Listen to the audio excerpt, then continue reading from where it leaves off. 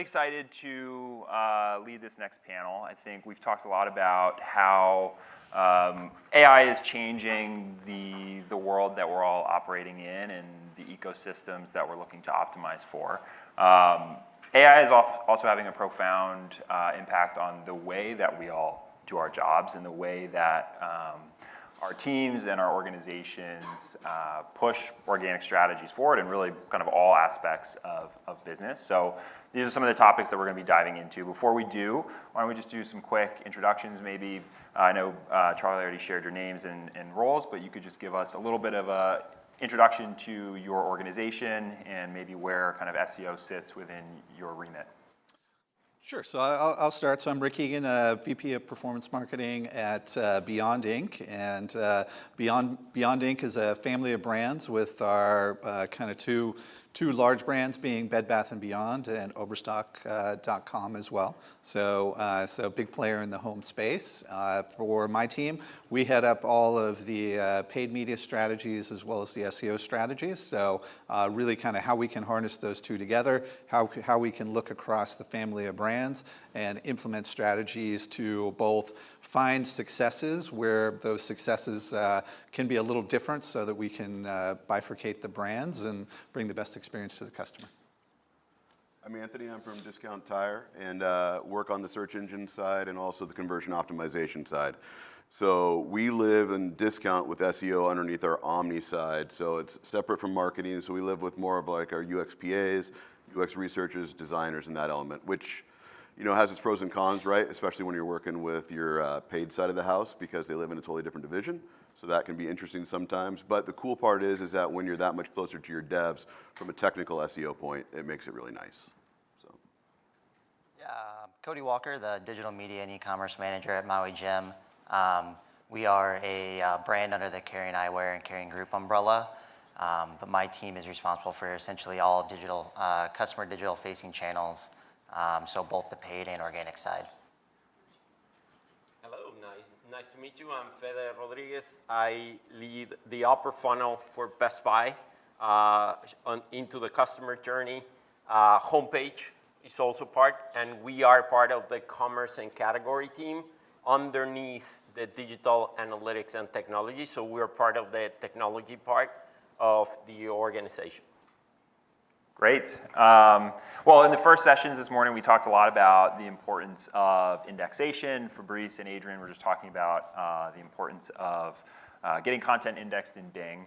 All of you are managing very different websites, and all of you are also very focused on getting content in the indexes, making sure that search engines are finding and indexing your most valuable content. I'm curious, how are you approaching that in this new era of search? How are you using AI, if at all, to power some of those workflows? Maybe Anthony, we'll start with you on the discount tire side. Yeah, so ours is a real interesting one. Indexing is a big thing. When I came into Discount Tire, we had been without an SEO person for about 8 months, and our site maps were manual. So you come into a situation like that, and you're looking at a lot of disrepair and a lot of things that have kind of fallen off the bus, so to speak.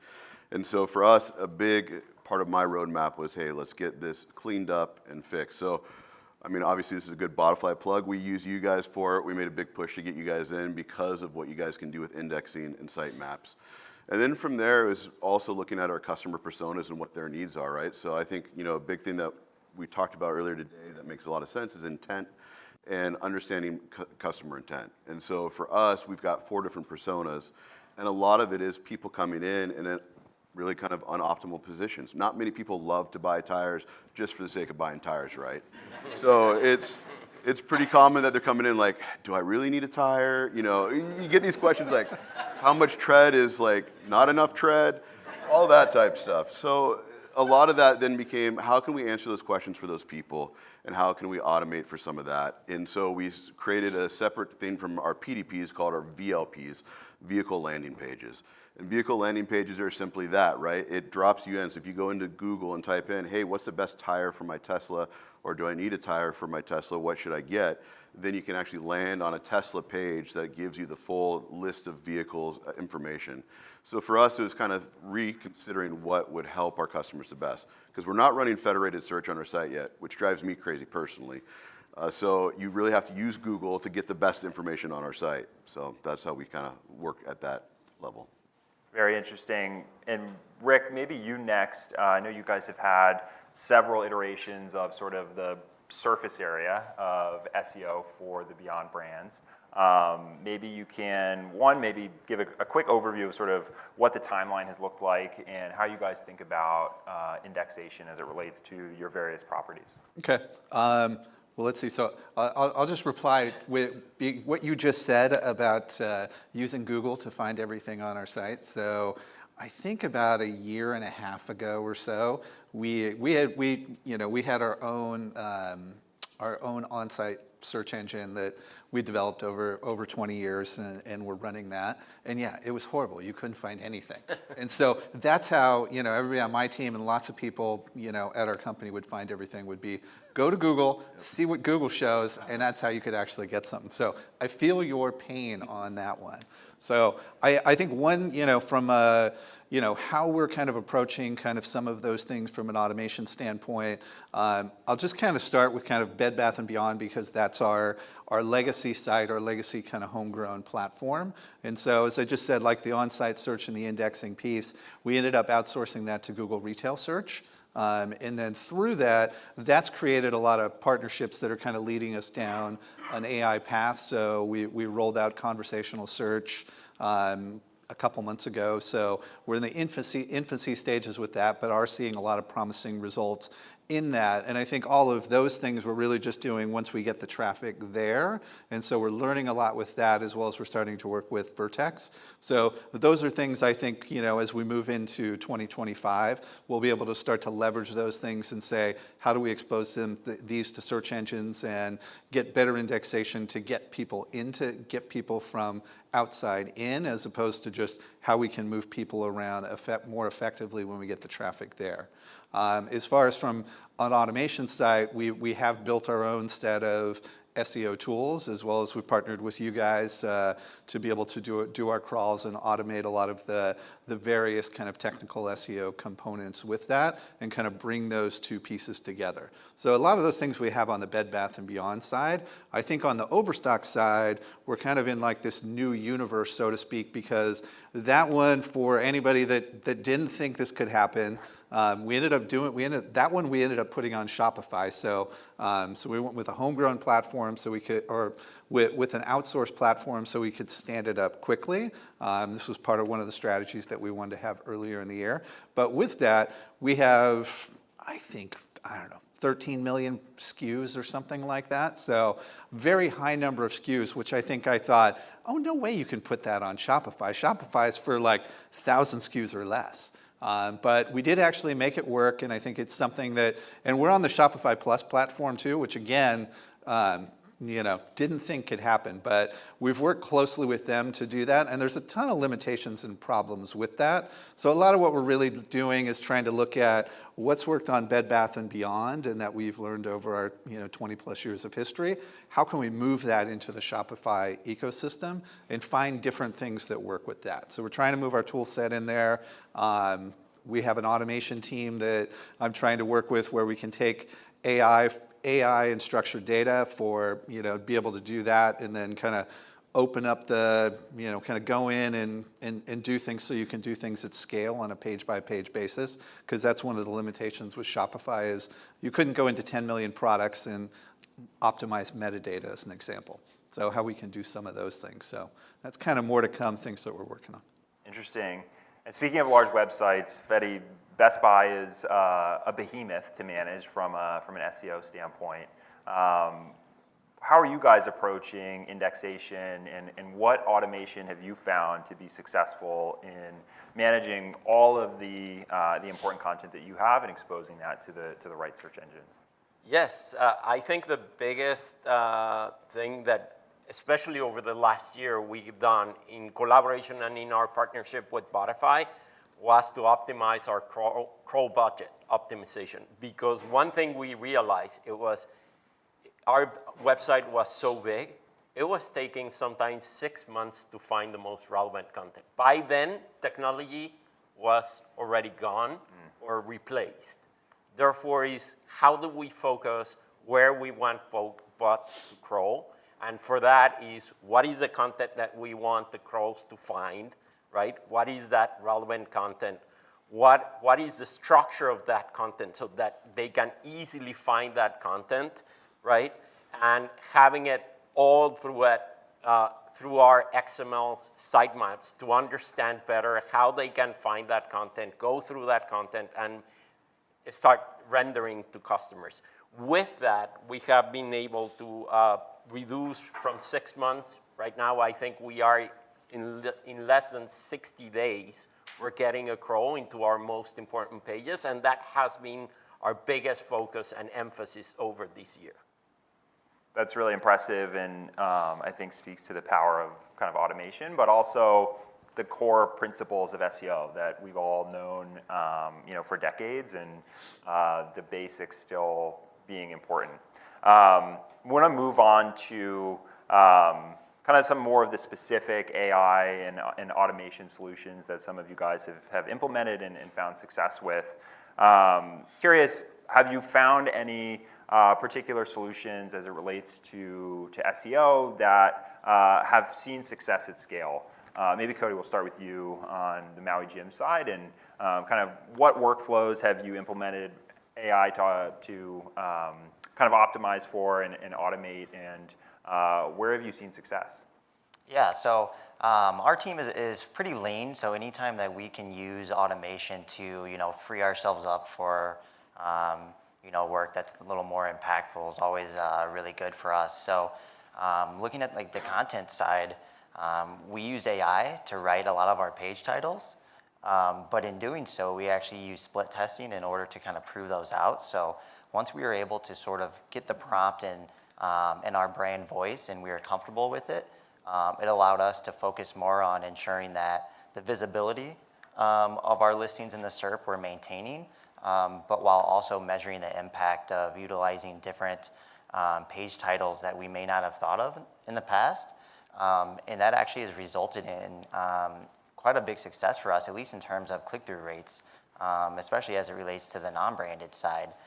We put a lot of emphasis on a lot of branded content just because of a lot of the competition we have in the SERPs, but when we measure the impact that we've had from a non-brand perspective and just the click-through rates that we've gained from using automation and split testing and those types of things has proved to be a pretty big success. And I think one of the biggest things that was on the opening keynote of, I'm sure there's a few of us out there that have either been, had software platforms forced upon us, or we inherited them, or we've signed on and then months go by and we don't use it because we feel overwhelmed. We don't know where to start. And so for us to get that confidence and kind of ease into the automation side and the AI side from a content perspective, it's really important to just sort of start small with small controlled tests.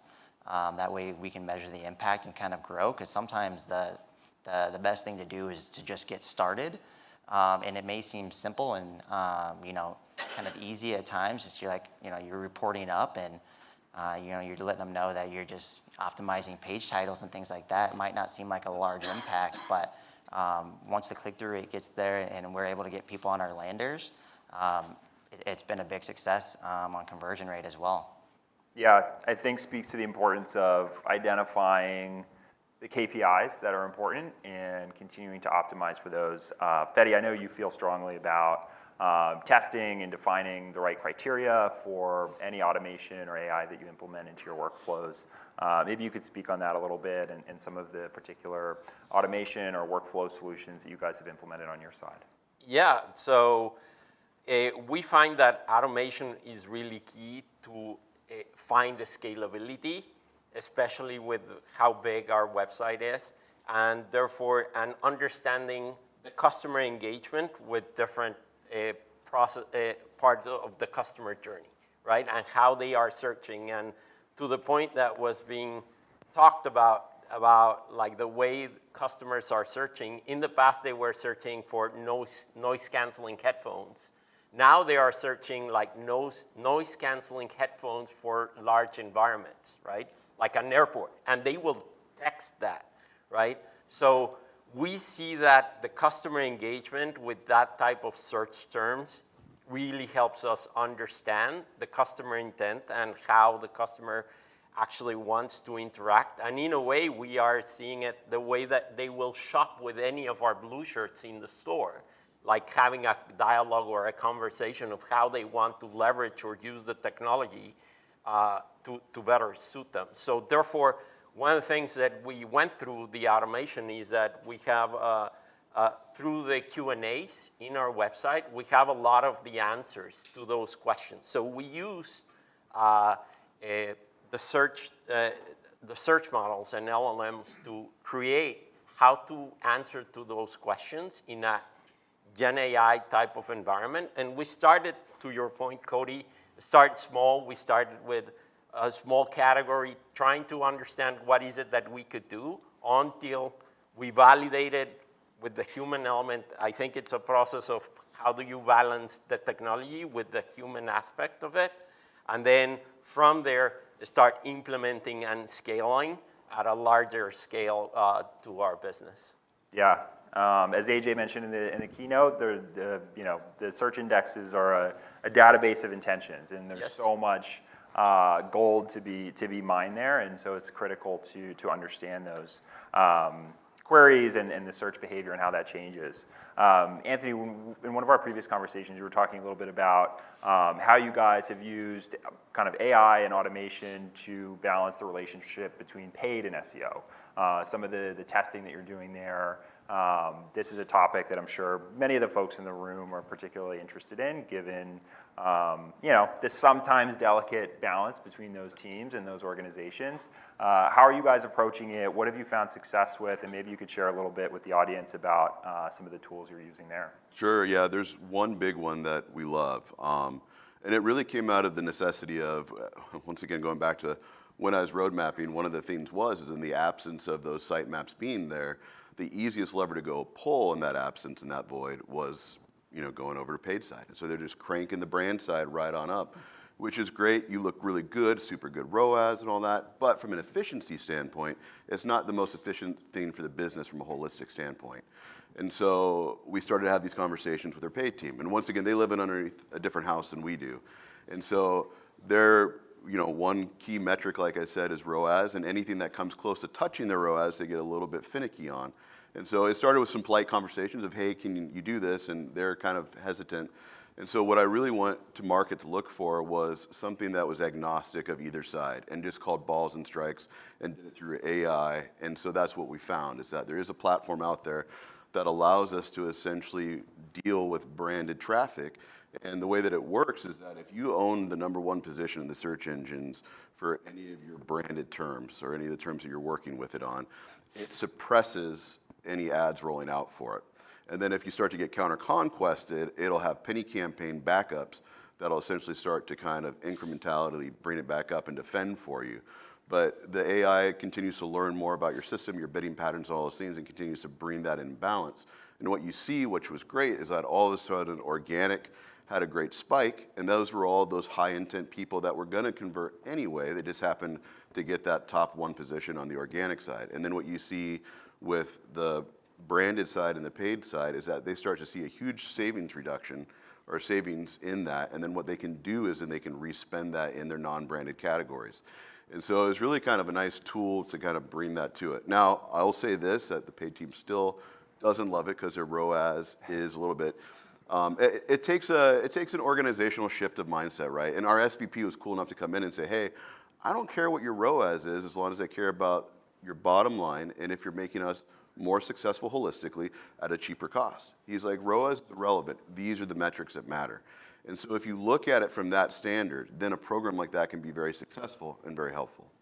Yeah, and Rick, obviously you oversee all performance marketing and SEO is a part of that. How are you thinking about some of these concepts and balancing the two channels? And have you guys adopted any sort of automation to do some of the things that Anthony's talking about with, have the data to actually, as you said, call balls and strikes on what's working and where the incrementality is? Yeah, I think we're rolling out something similar on the branded side. I'm sure it's the same company. Probably. So we should touch base on that.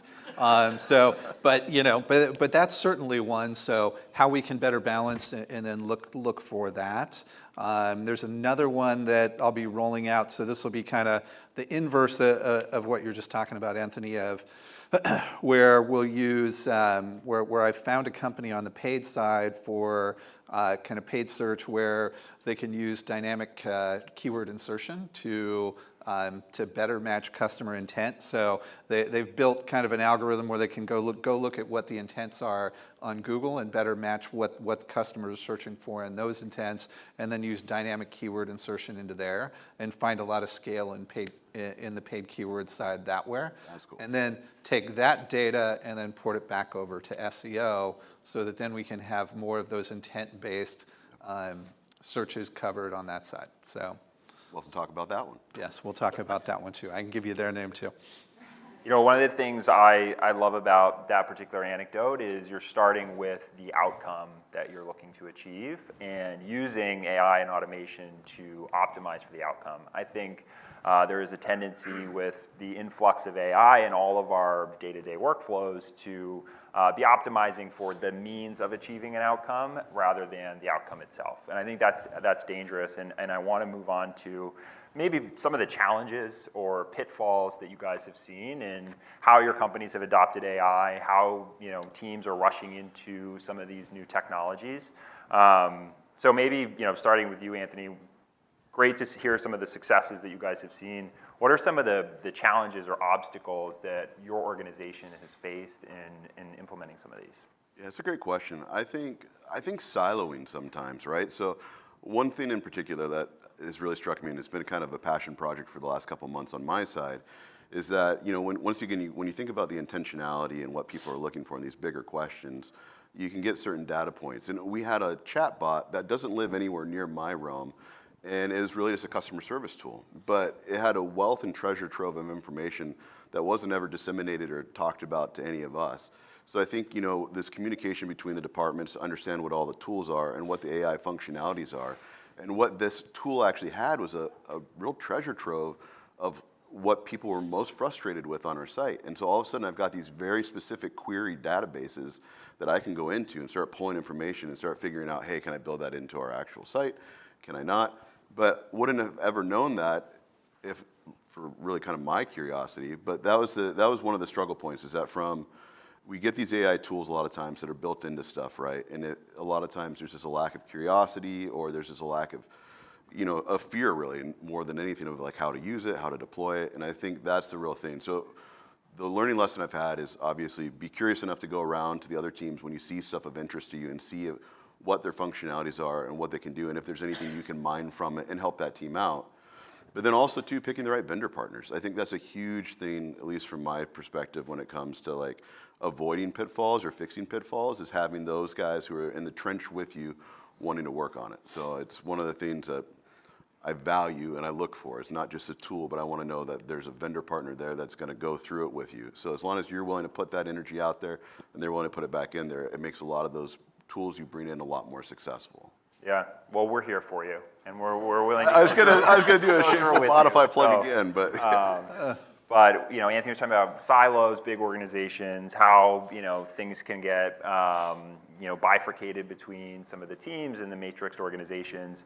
Best Buy is a huge organization. What are some of the challenges you guys have seen, Fedi, in terms of operationalizing AI in your environment? I think one of the biggest benefits that we get, especially being part of the SEO team, is that we belong to the digital analytics and technology team, and therefore it's like we are part of that same team, enabling these type of features or analyzing the data. I think the biggest challenges that we have seen, Cody, has been quality control. What is the type of information that can get our automation going, but it has to be the right information. right? And therefore, that leads into data accuracy. What is the data accuracy that we are feeding the automation with so that we can get the right output for, right? And obviously, it takes time to evolve. And sometimes in largest organizations like ours, sometimes that time is like, oh, I have not seen any results. What are the results from this? And sometimes it takes time. So that initial setup and validation of that you have the right quality, you have the right data, and you're starting to see results usually takes a little bit of time, which sometimes is I think one of the biggest challenges we have is how to communicate that with the organization because they don't have that luxury of time, right? Yeah, I think a lot of people can empathize with where are the results, and needing to manage, expectations up, sideways, across the organization. So very good insight. So we've talked about some of the benefits, the challenges. I mean, what advice would you guys have for individuals in the room today who are just sort of embarking on their own journey of figuring out how AI can fit into their work streams and their individual workflows? I mean, Cody, any thoughts on that, on how somebody might approach leveraging these new technologies to improve efficiency, improve some of the outcomes that they're optimizing for? Yeah, I think developing a baseline, with the data is very powerful. And as you just mentioned, a lot of times SEO can be a longer game, right? I can't just up my bid or budget and get results right away. But if you're just starting out on the journey, having a baseline and knowing kind of where you're going and putting the roadmap together is going to be really important for you to measure what the impact of your SEO changes have been. And going even back to some of the split testing and those types of things, if you don't already have a baseline of where you're coming from, it'll be really hard to measure the success of your program. And I think one of the things is, Fede, you had mentioned crawl budget as well. The first question mentioned indexing. How do we make sure that our pages get indexed? And you can do quick checks on Search Console. Yep, my page is indexable, but is it being crawled? That's a big aspect of it. Are my important pages actually being crawled and seen by people? And there's situations where visibility drops, positioning drops, clicks drop. Trying to figure out why that is without having the data beforehand will make it really difficult to figure those things out. And as you said, once you start getting out of maybe your specific department, the SEO side gets very complicated and very hard to understand that there are a lot of factors that go into that.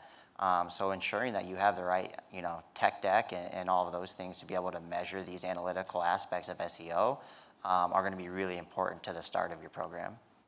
I love that, and I think it's a very profound point in starting with the data, and again, going back to first principles of a lot of digital marketing and SEO, and making sure that you're confident in the data first and foremost before rolling out any strategy. So we're going to move on to some questions from the audience, as well as some of our key takeaways here. The first question we have is, how are we able to report up on the success of SEO when it's just one touch point in a journey, especially when the landscape is transitioning to conversational? I'll take that one.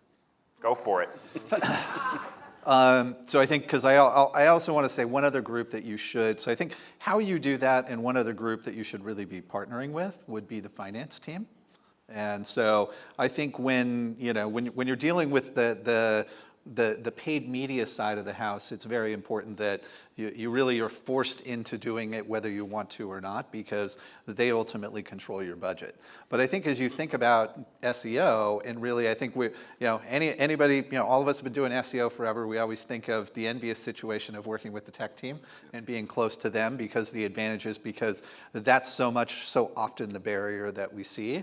But I really think if we can involve finance and really do that and bring them into the loop and have them understand, they can become the biggest advocates, which will really help you get the resources that you need.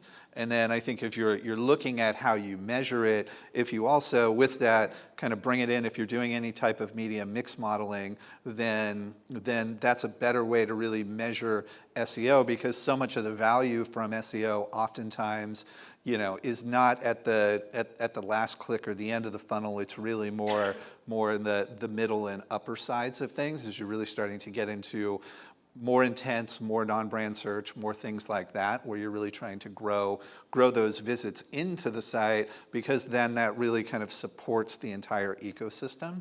So the more you can do things like that and be involved on that side of the house, I think is an area where I think a lot of SEOs can find a lot of growth.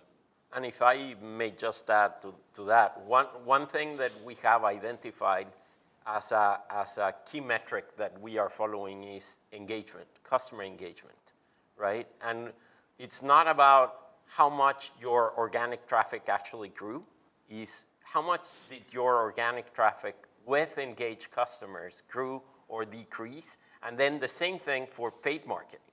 And therefore, you can start correlating that you see a higher degree of customer engagement through the organic side than you do on the paid side.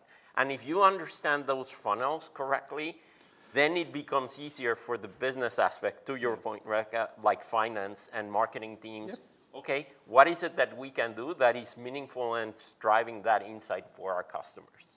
Yeah, I think that's a great place to close. And just to highlight the takeaways from the conversation today, I mean, automation is great, but you have to be iterating, and you have to test and measure what you're doing and be able to adapt your strategies, your approaches. As you guys all talked about, the importance of developing those baselines, developing the KPIs that we're actually striving for, rather than focusing exclusively on the method of achieving said KPI. And then lastly is humans aren't going anywhere. All of these solutions require oversight. They require the change management to make them successful. And that's the role that all of us play in adapting this, or adopting this really exciting technology. So that's the time we have. Thank you all. And I believe we've got a break coming up next, right?